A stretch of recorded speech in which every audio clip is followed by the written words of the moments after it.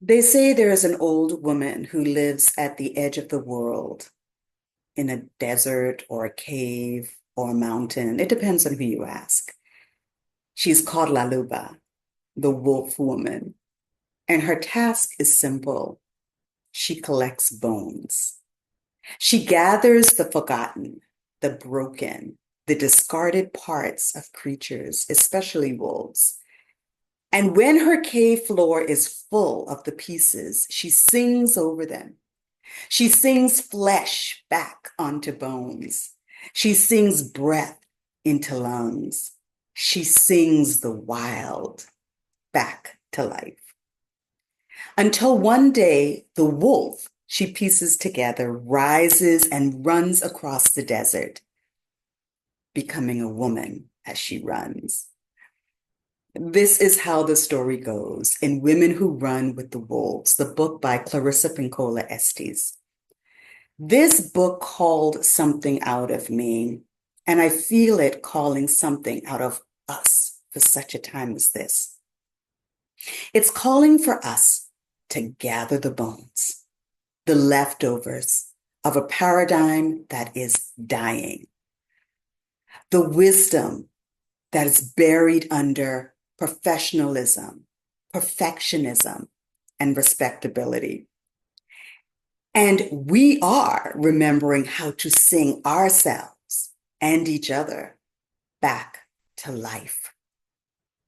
And today we're going to talk about an instinctual kind of leadership, not the kind that you learn in an MBA program or a coaching or consulting or certification program, the kind that rises from the ground you were told to forget. This is for the woman who feels something ancient stirring in her soul.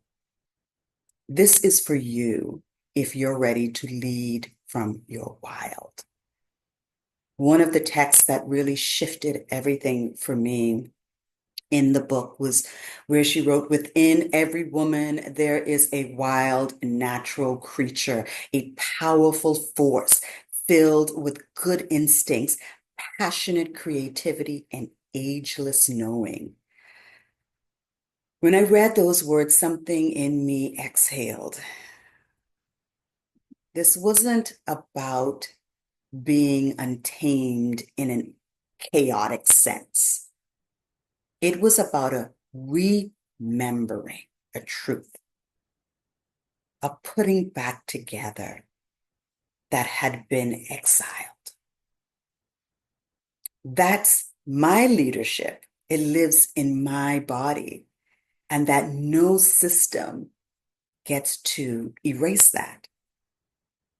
Dr. Estes reminds us that the women, the wild women, that archetype, it's not new. She's ancient. She is familiar. She is the instinctual self we were taught to distrust in order to survive in a world that fears women who know too much, feel too deeply, or move too freely. If you've been following along with any of my articles on Substack, my last two, Unleashing the Wild, and you were never meant to lead tamed, those words for me just poured out because I've lived the cost of suppressing my instincts, of being told to quiet my inner voice, to present a version of myself that felt cleaner and safer and palatable and professional, especially when you're a woman of a certain age or hue. But what I've realized and what I want to offer you today is this. The voice that you've been told to quiet, that is the voice of your leadership.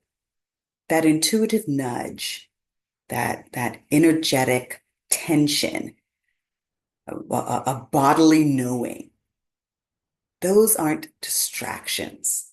It's not ADHD, okay? They're directions. They are the wild woman speaking. And like I said, she is familiar to us. We have seen her in women like Audre Lorde, who taught us that caring for ourselves in a world that depletes us is political warfare. Like Nina Simone, whose beautiful voice carried the weight of grief and the fire of liberation. And we're hearing it now in people like Representative Jasmine Crockett and Alexandria Ocasio-Cortez, right? These women didn't just lead, they're disrupting, they're embodying, and they are reclaiming. So why is this important? Why am I speaking about this? Why am I devoting an entire leadership journey to this wild woman archetype? Well, are you paying attention to what's happening around the world? Listen, I'm one of few Black women right now that are really talking about the deeper patterns behind this leadership crisis that we're witnessing. In my work, I am looking to connect personal evolution with social revolution. And I believe that leadership can be used as a tool for cultural repair. The breakdowns that we're seeing, they're not random. They come from these patterns that we've inherited, but we don't have to keep repeating them. Leadership as we know it is collapsing. That old form, controlled, male dominance, burnout, hierarchy, all of that is crumbling away. And in the ashes, we're being asked to build something new. But you can't build a new world with old blueprints. You can't have a social revolution without personal evolution. So it's time to unleash the wild. Another reason why this is important to me is because I have seen watching women running companies, building companies and organizations using these old blueprints, and they're literally attempting to build empires on sand and inviting other women into the space with them. We can't do that. This archetype, this energy, this is a remembering, a coming home to truth. The truth that the feminine is needed to heal the broken. Through empathy, through compassion, through nurturing, through rearing, through sacredness. But it's the missing language in most leadership spaces.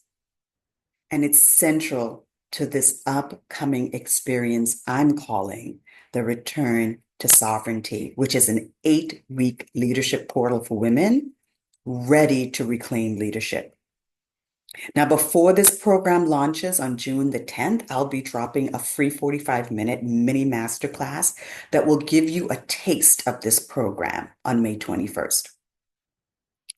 What I love about what Dr. Estes has done with this book is she's reminded women of their innate ability to birth, nurture, grieve, and celebrate our dreams while still holding space for the collective. A woman's feminine nature is healthy and healing. And I don't want you to get distracted by the use of the word wild, okay? The word wild, it invokes something within women to remember who they are and what they are about, personifying this a force that we can no longer ignore. This is an instinctive nature and a natural psyche. So when I talk about the leaders we need now, women in leadership right now and in leadership roles, they're a huge part of it because they're going to help us birth this new era of leaders, this new era that we're moving into in our country and globally. They're going to nurture as it expands. They're going to grieve what we've lost and will lose along the way and celebrate the new future. So here's my invitation. If any part of you is tired of leading from a place that is not embodying. If you're ready to turn into yourself and trust your body, if you know that there's something ancient trying to speak to you, then this journey is for you. Please comment below. Let me know if you'd like to hear more information, and I'll be back with more. And as always, thank you for joining. Like, share, and subscribe. Until next time.